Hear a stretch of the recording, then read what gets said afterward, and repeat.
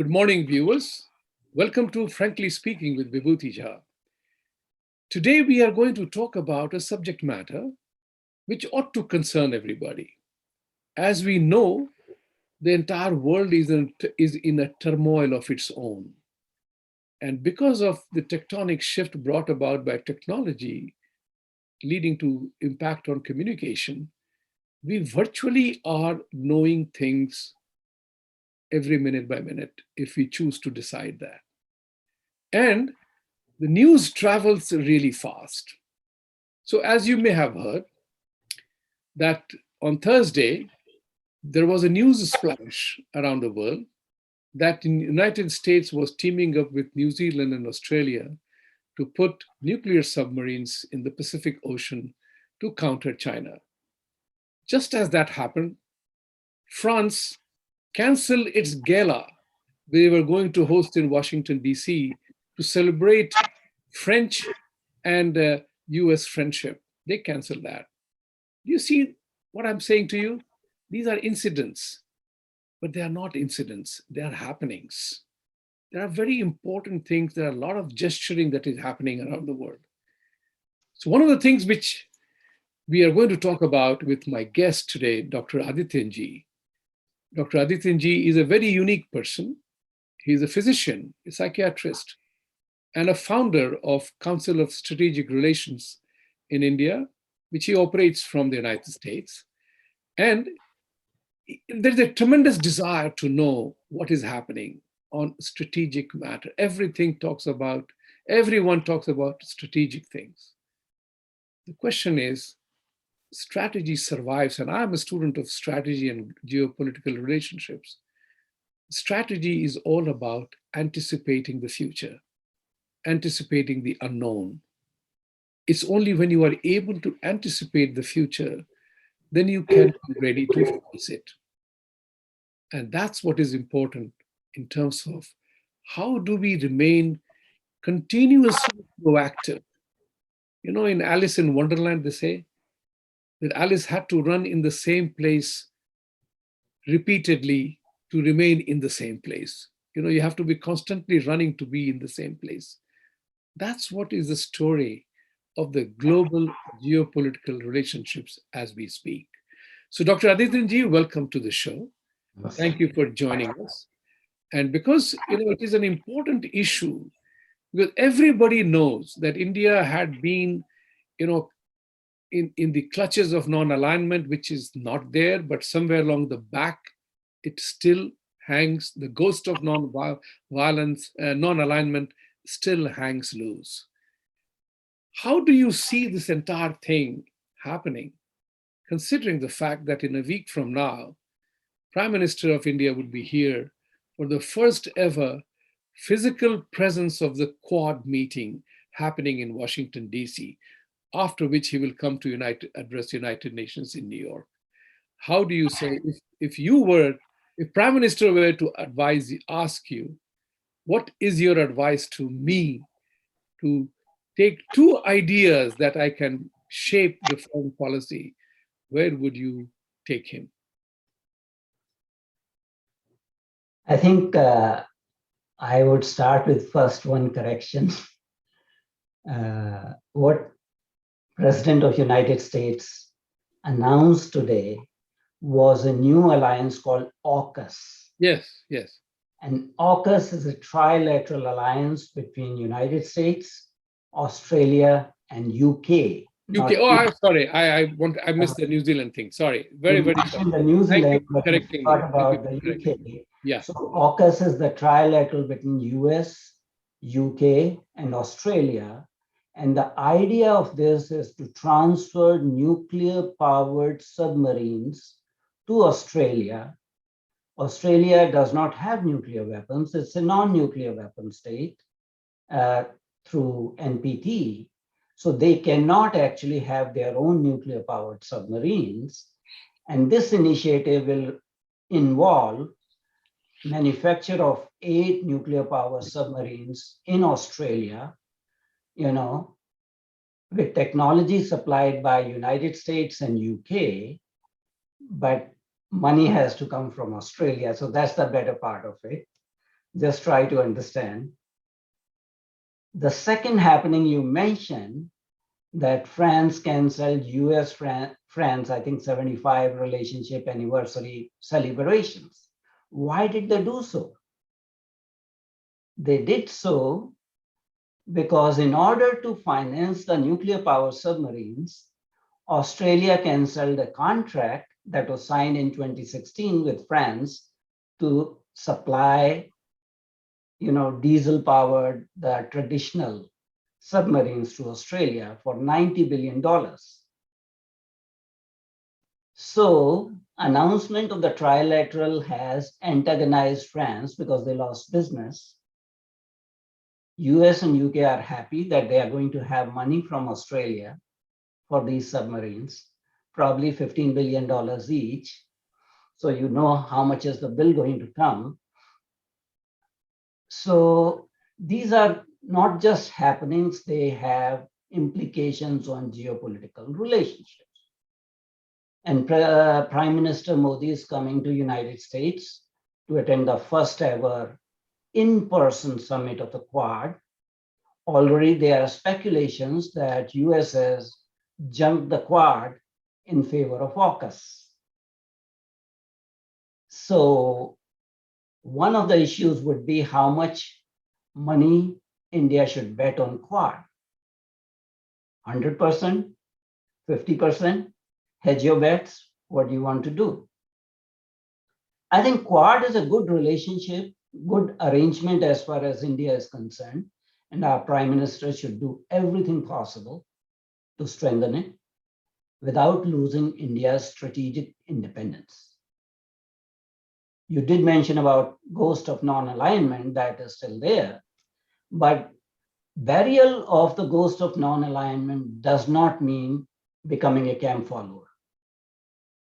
What India needs is a straight spine, strategic independence, and conduct its own foreign policy, just like any sovereign nation does. You did mention Israel. Israel is a US ally, but they have an independent, strategically independent foreign policy. And that is what India needs to do. So yes, we should continue to work with Quad, but that does not mean at the expense of our traditional strategic partnerships with other countries, including Russia.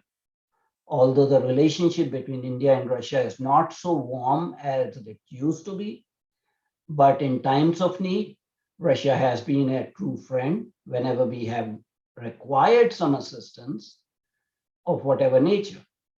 So, in geopolitics, there are no zero-sum games. Yes, we are developing polyvalent relationships, polyvalent alignment, and it gives us more space to maneuver. The trick is not to be constrained by diktats of one superpower or the other. And that is what needs to be maintained. That's very, very, very, poignant observation. And thank you for correcting me. I've completely missed UK with New Zealand. So good to have that correction done. Important part is, I believe that, the relationship that UK, US, and Australia have entered for the nuclear deal, the nuclear submarine to patrol, it's probably driven not at the expense of Quad, because you have Japan too there in Quad. And these are all age-old alliances and age-old relationships. Everybody has something to gain. And I think this is an expanding relationship that is building up. So you have Quad, you have AUKUS, you have all these kind of things going around. And somewhere along the line, I think, despite all things put together, Russia may not be a very comfortable country to teaming up with China against the rest of the world. That's my thought in this. What is your take on in that regard? Because in these changing times, where and I know, and the whole world knows, there are no permanent friends, there are only permanent interests that governs countries' philosophies. How do you think the next stage of the global scenario going to play out, considering now we know that General Milley was trying to subvert the President of the United States, the previous President of the United States in the last days of his presidency. And there is another approach here. So there is a very significant changes happening around. How does a country like India, and we are concerned about two countries, country of our origin and the country we live in. We are part of this country here. So what must happen between in the United States and India? World's two strongest economies, largest economies, political power, number one country, number fourth country, purchasing power parity, make in India, and in need for India. There's so much to collaborate on. What is it that does not let them come together? Whereas, I'll give you additional fodder to talk about. Whereas a country like Pakistan, which is dead, broke, which is surviving in the grey list, with the EU Parliament has already issued a resolution condemning its acts in that part of the world. And I laughed at that ridiculous resolution, EU Parliament. Why don't you just put them in the blacklist if you are so concerned about doing it? So a country like Pakistan, which has no moorings of its own, is a drifter nation, goes to any country that gives them money, is able to play Russia, China, America, EU, India, all at the same time. So Vibhuti, you have covered quite a lot of. Yes, I do. And I tell you why. You can pick and choose what you want to talk about. So I will start with, Russia's lack of comfort at what is happening. Mm-hmm. I will also give you a little bit of background of AUKAS. And this is not substantiated by any open source intelligence. But remember when we had the virtual summit of Quad in March of 2021, there was a lot of hype. And following the Quad, as people perceived, as this is going to be a very important strategic alliance, two countries increase their presence and activities in the Indo-Pacific. One of them was France, and the second one was UK. Why? Because these so-called superpowers or members of the United States Security Council felt left out that a new strategic security alliance is going without them. Hence comes AUKUS, in which the UK or the 51st state gets some prominence. They get to make some money. They get to project some, power in the Indo-Pacific, that they are still relevant after losing their superpower status. So it's a kind of appeasement mechanism to bring a former superpower that is, declining, but still wants to show that it matters. And I think so there's a lot of, it is to salvage the so-called special relationship and to reward UK to come out of the EU. In other words, what is going to happen that UK's foreign policy will not be independent at all. Boris Johnson just fired Dominic Raab. Why? There are reasons for that. It is a little bit of concern to us in India. As long as UK has primacy or role in US's decision-making in any area, India's interests will not be safeguarded.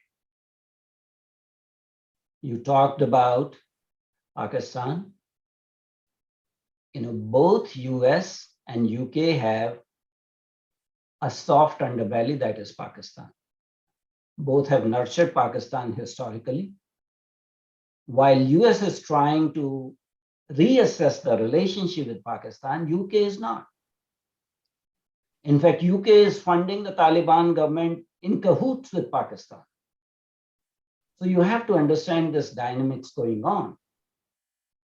So we have to be very concerned if UK gets, undue influence in determining policies in Indo-Pacific. That's not going to be good for India. Russia may be feeling left out. Russia may be upset about both Quad and AUKAS. It is in Russia's interest to continue its friendship with India, because Russia is very uncomfortable playing the junior partner to China. Russia really does not want that. Right. So after some mating dance, some romance with China, Russia has started to, get warm with India in terms of diplomatic interactions and other things. So as we said, there are no permanent interests. There are no permanent relationships. There are permanent interests. India and Russia will continue to maintain their dialogue independent of what India is doing with US. And I think India should do so, because one of the problems of our relationship with US is the mandates and the diktats. If you ally with US, they expect in black and white. There's no shades of gray. Are you with us or you are against us? So if you don't follow one of our policy directives, you are against us. And I think that's not in good interest of India. So even after Quad was rejuvenated in March of 2021, if you look at US actions, were they in favor of India? No. Actually, US never sent any vaccines to India, right, while we were having second wave, despite repeated entreaties. US had actually AstraZeneca 60 million doses, and that vaccine is approved in India, but it was not sent, whatever reason. India's request for certain, ingredients, certain technological equipments was not honored till very late. So that was one aspect. Second aspect I've discussed in my Council for Strategic Affairs, in which you participated, is the CATSA issue. right. These are serious issues as far as India is concerned. So I don't think, and if I'm the advisor to Prime Minister Modi, I would say don't put all your eggs into one basket. Maintain your strategic independence and strategic autonomy. Yes, we deal with all the nations in the world, and we have varying degree of friendly and strategic relationships, but not one at the cost of the other.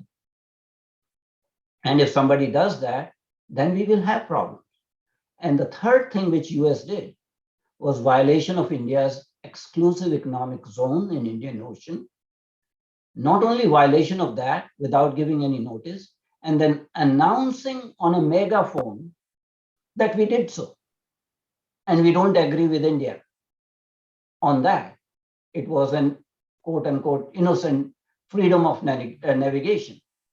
So if you look at US behavior, it does not inspire confidence on all those three issues. And the fourth issue you have already seen, how US abandoned Afghanistan. That has security strategic implications for India. So what is US trying to do? You asked me the question, what is holding back the relationship between India and US? I would say the, Mandarins sitting in the foggy bottom, the State Department Mandarins who have been traditionally conditioned and trained in the Cold War mentality. And they still have, some of them still have that same mentality, despite the fact that maybe the more senior members of the administration always take, pro-India line. But we need it cannot be one-way commitment. Absolutely correct, Doctor. And you earlier had mentioned about, this India needs to have its own strategic independence in terms of its international relations. not put all the eggs in the in the one basket, which is also important. However, it also behoves the country that we live in is for us, you and I, and millions of Indians living here, is to understand the nuances of it and reach out to the US government that what they are doing and is wrong. Because the question is, and I know that the way United States is treating India is not fair. And that's where the mistrust comes in. Put it back in 50 years or 60 years of John Foster Dulles onwards, the entire, Pakistan giving away the land, your particular statement, you are with us or we are not with us, as George W. Bush said at one time, Pakistan was with them.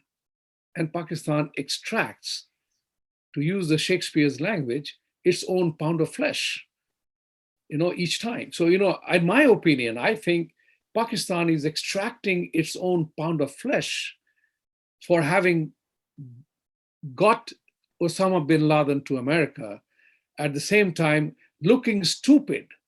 I'm using that word. Looking stupid in the eyes of everyone, that what an inept country, that American helicopters came in and special forces came in and they took out Osama bin Laden. It's unimaginable, however incompetent a banker or an economist I may be. But if you ask me a term, a definition of something, I would know that. So 2 helicopters come in and Pakistan army doesn't know, next to its own garrison, so to say. So Pakistan is enjoying these kind of benefits, while our Muslims will talk about, if Modi tries to be friendly with America, they will say they are bartering away Islamic interest in India. A lot of geopolitical elements and local politics gets into that. How does Prime Minister, who bears the goodwill of the country in a huge way, having celebrated his birthday only yesterday, so I, on behalf of ITV Gold and everybody else, Prime Minister Modi, you have the happy birthday greetings from us, and for your continued success and well-being for the country that you have. And that's what he has given to the India. He has given that spine that you talked about. In my opinion, he has given that spine. So my thought process again is, we are having a conversation on this subject matter. United States also has its own story, that we are disappointed with India. It has never fulfilled the expectations that we had with them. But United States has also been very evil with India, as you rightly pointed out. Where is the meeting ground, where the twain shall meet? Okay, so we have a number of issues. First thing I will tell you that Pakistan did not look stupid when Osama bin Laden was taken out. And let me tell you why. Mm-hmm. There are 2, aspects to every issue. So Pakistan, in principle, was a US ally. After the war in Afghanistan, Pakistan gave bases or land access to United States forces, and other facilities on a transactional basis to United States. Musharraf milked the US cow, when was that? 2001, 2002. Right. How come United States as the superpower did not know that Osama bin Laden was living in Abbottabad, which is just like 60 kilometers away from Islamabad? Correct. Next to Pakistani army's cantonment. Correct. For a period of 10 years. Who's looking stupid now? How did they fool United States for 10 years, kept milking them, saying we don't know where Osama bin Laden is, while he was living under the very nose of the chief of staff of the Pakistani army? So Pakistan may have created a facade of being stupid, But do I we? meant that. I meant that. You know, in my opinion, Pakistan succeeded very smartly in creating the facade of looking stupid, but whereas they had already milked or extracted their pound of flesh. So they use deception and Yes, duplicity as a state policy, correct, besides using terror as a instrument of state policy, correct. non-state actors as state policy. It is a classical rentier state that seeks rent everywhere in every transaction, and that is its essential being. So we cannot compare India with Pakistan. We are not in that category. That is number one issue. We have some convergence of interest with the United States, but they cannot be complete convergence. They cannot be complete unanimity between the two countries. We have differences over Iran. US keeps on sanctioning India for doing transactions with Iran. I think that's a serious issue. So our interests, our geographies are totally different. Although, US may be willing to use India's strength in the Indo-Pacific to contain China, but when push comes to shove, US is nowhere. Where was US when China invaded Tibet? Why? Why China was allowed after Second World War to occupy and colonize Tibet? So we have serious questions to answer. Yes, we would like good relationship between the two countries. Having said that, their strategic objectives are at variance with each other. There will be some convergence, but they will not be total unanimity.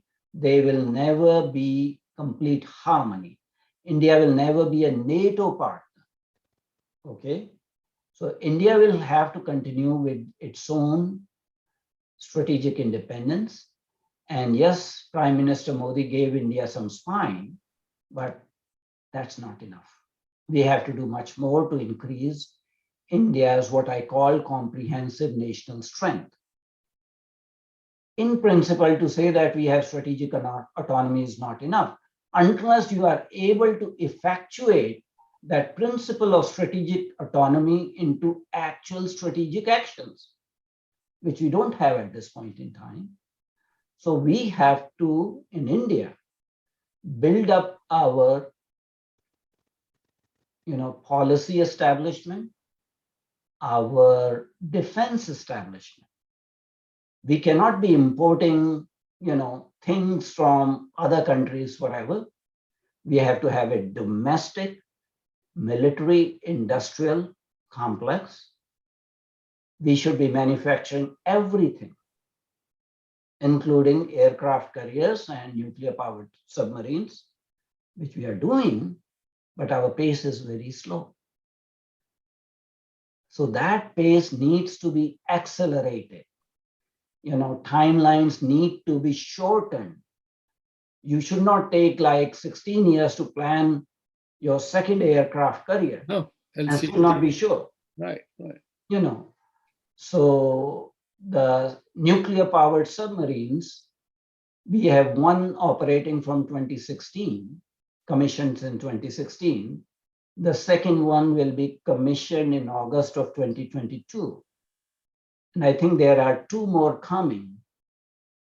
I think we need, and each of those nuclear powered submarines, because our cost of manufacturing is much less, costs only 560 million apiece.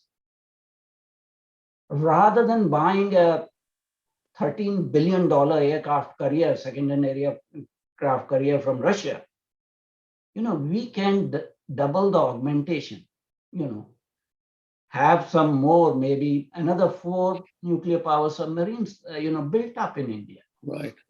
So you have to have hardening of our defense posture, hardening of our strategic posture. That will require concerted effort. Yes, I, congratulate the Prime Minister for hardening India's, strategic response. But I think we should not cover ourselves, pat ourselves on the back. There's a lot more to do. You are absolutely correct, Doctor. There is nothing to pat on the back yet. The pat on the back is for the reason that we unshackled ourselves. Unshackling also is big, right? So, you are a doctor, and, we all know that when you lose your first 10 pounds, you feel the happiest, right? That's the point which we virtually got out of our spinelessness, if I may put it, from until 2014 that was there. And you are absolutely right. Our manufacturing capacity, our manufacturing ability, all these things have to quadruple if we have to become something or somebody. As you rightly mentioned, that we have to have the capability to deliver. And delivery capability comes only when either you have the economic might or a political clout, which we didn't have for a very long time. So, as a result of which we were an impoverished nation for a long time, treated with the third world country. It's only now, because of the size and everything else that has happened, that we are looking big. Purchasing power parity, we are number 3. Purchasing, growing as well as we are doing, the sheer size of the population puts us above many other countries in terms of everything else. But as somebody had asked me in 2007, when I was giving a keynote speech at Human Resource Planning Society's global conference, how would India sustain in the absence of skilled people to make things? And that's the challenge of India today. Where are our skilled youth, to take up the challenge of manufacturing sophisticated defense equipments and defense industry production requirements? There are plethora, like you said, that Pakistan is the soft underbelly of United States. We have our own soft bellies in India, where 55,000 students are coming to United States to study because they could not get admission in schools and colleges of their choice in India. So you have a very interesting domestic challenge which prevents India from becoming a superpower. And how do we address that? It's part of the strategic calculation. So I would go back a little bit further. It's not just now, it's not just post 2014. Yes, yes. The world took notice of India in 1998 and started respecting India. You know when? With Pokhran 2 explosion. Correct. When India, without any qualms, without any hang-ups, said we did these 5 or 6 nuclear explosions, and we are a de facto, de jure nuclear weapon state. Do whatever you can. Remember how much pressure was put on India by Bill Clinton? Yes, and the sanctions that came. The sanctions that came, yeah. The ayatollahs of non-proliferation in US civil society. Correct. Not just the bureaucracy, but in US civil society. All these think tanks were clamoring for India's jugular vein. Right. And that was deftly handled by the Vajpayee government, specifically by Jaswant Singh. So India got recognition actually in 1998. Unfortunately, we had change of government, 10 years of inertia, 10 years of decline, 10 years of degeneration, a lot of lost opportunity for 10 years, to the extent that one chief of army staff had to write a letter to the prime minister saying that our capability is getting degraded day by day. Right. We all know that. Yes, of course. And our defense minister, despite negotiations for almost 10 years from 2004 onwards, could not negotiate the multi-role fighter contract, and ultimately said that we don't have money to buy. That's right. For Rafale. Yeah. So you understand the level of decline.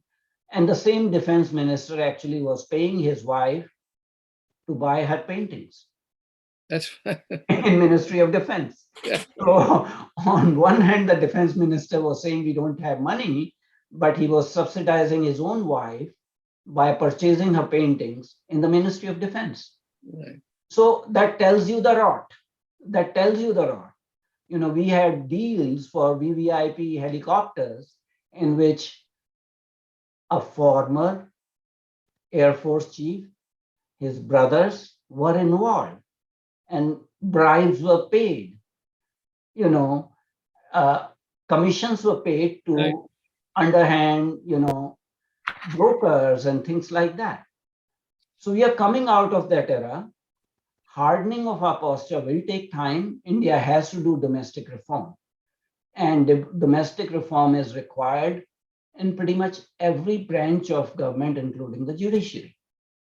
Oh, yes. Because our decision-making structure is so, for lack of better word, I will say messed up. I won't use a word to depict its true nature, that we have any new initiative, there's a PIL filed in the Supreme Court. The idea is to delay India's development. Right. You have these so-called farmers, sitting on a dharna at 5 points in Delhi's border. What is Supreme Court doing? What is the government doing? Those are complex questions. We used to have what is called permit quota license Raj. We have tried to dismantle that. We still have, subsidy, freebies, and reservation Raj. And the professional agitators Raj. So license permit Raj has been replaced by ridiculous PIL Raj. Everybody is asking questions without bearing any responsibility. Go ahead, please. And unless we can reform our domestic way of governance, we cannot become a credible power, not to even talk about superpower. We cannot have a strategic autonomy if, let's say you plan a nuclear plant in a southern state and foreign NGOs inspired foreign Christian missionaries back agitation comes out and says that we will not allow you to build nuclear power plant in this particular state. Which was, I think, supported by, which was Russian technology, right? Yes. Russian or French, one of them, yeah? It was Russian technology. Russian technology, that's right. The idea was to scuttle that deal. Right. Okay. And then we had a copper plant. Yes. In Tuticorin. Tuticorin, yes. That was the Vedanta group. Vedanta. Correct. And that was shut down because of professional agitators. So we are at mercy of quote unquote China or whatever, because we are not, doing any domestic copper production. Right. If you look at instances like this, how's our domestic security? Our nuclear scientists are being killed. Right. Even now, more than 200 scientists affiliated with BARC and its laboratories have died mysteriously in very mysterious ways. Right. And of course, about, in 1993, that famous case against ISRO scientists.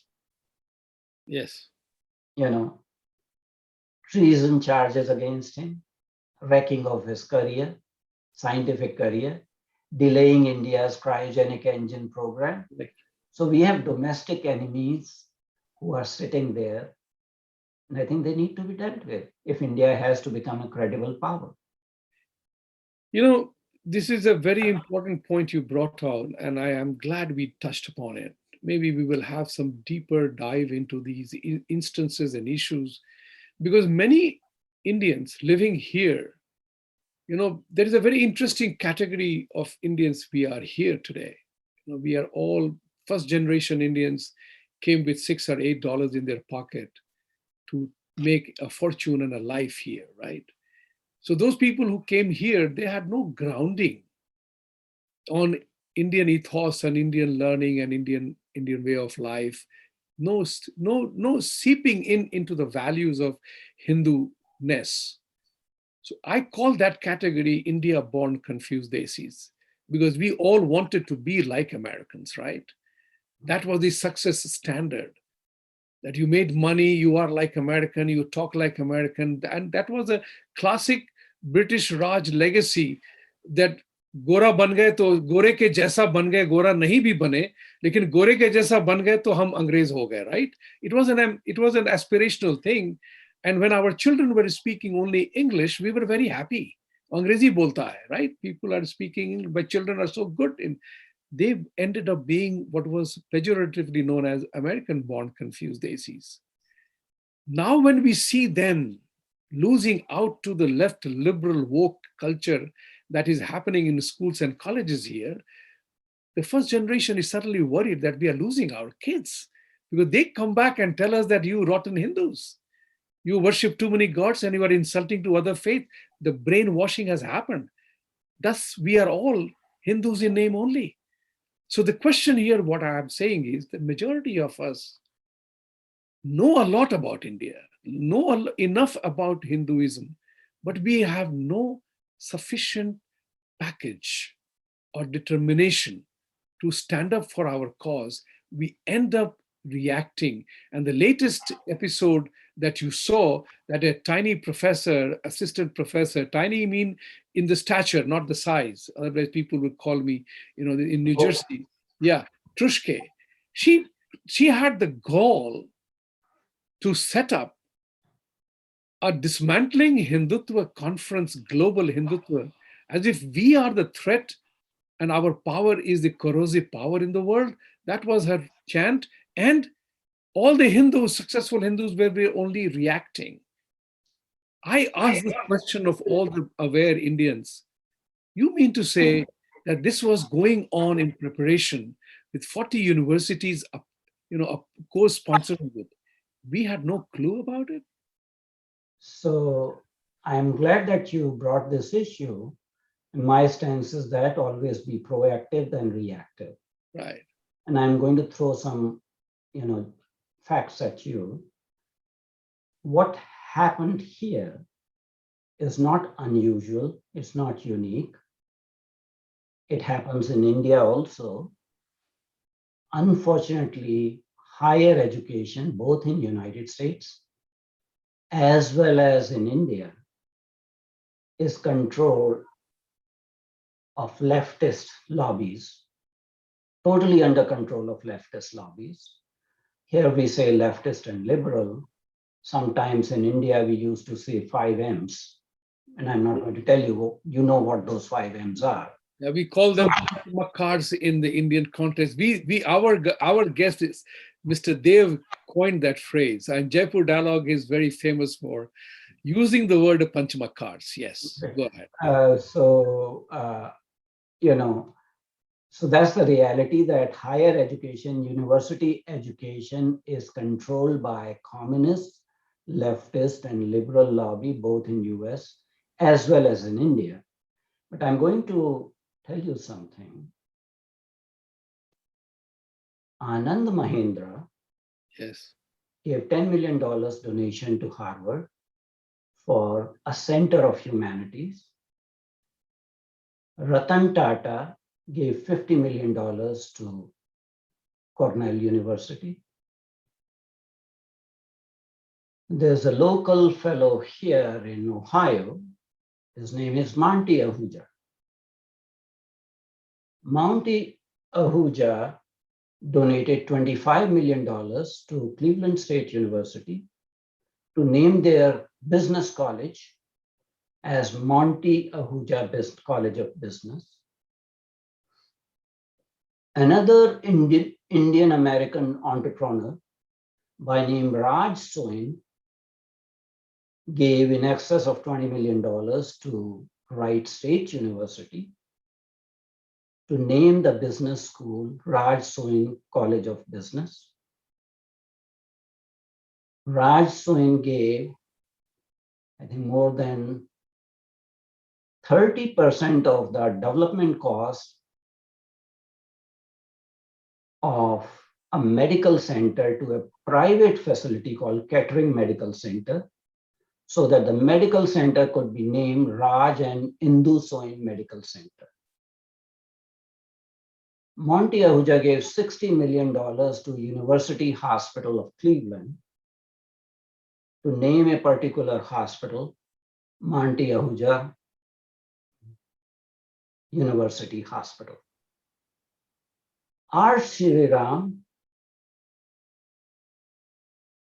in Silicon Valley gave $11 million to Stanford University. He is on board of directors of Stanford University. His two daughters went through Stanford University. There are examples after examples of this. Indian Americans have made it in this country, but they don't know how to use their money effectively for the cause of Indian American community. They give the money, the leftists control it, and that money is used to destroy our interests, destroy our second generation. If we were proactive, we will work like the Jewish community. They have Jewish universities, they have Jewish control, medical centers. You have full Albert Einstein College of Medicine affiliated with the Yeshiva University. When the Arab sheikhs, rich with petrodollars, give donations to American universities, they decide, who's going to govern a center, who's going to be the dean of the center, who's going to be the endowed professor, not us. So fault, Mr. Brutus, lies in us. Yes. It's not that Indian American community lacks resources, but they lack the willpower. They just donate money for photo ops. Same thing is in politics. They'll give money to individual politicians for photo ops, but not to political action committees. So we have to do some introspection, both here in Indian American community, as well as in India. So I'll give you an example. There was a politician by name Amar Singh, proverbial Amar Singh, who was everywhere. Amar Singh somehow gave a donation of $5 million to Clinton Foundation on behalf of his then master, Mulayam Singh. Clinton was invited to India. Actually, Clinton traveled to the village Safai. That's the home village of Mulayam Singh Yadav. There was a good photo op. What happened to that $5 million? Just a photo. Clinton Foundation has been dismantled. Right. Okay. Under the UPA rule, Indian government gave money to Oxford University.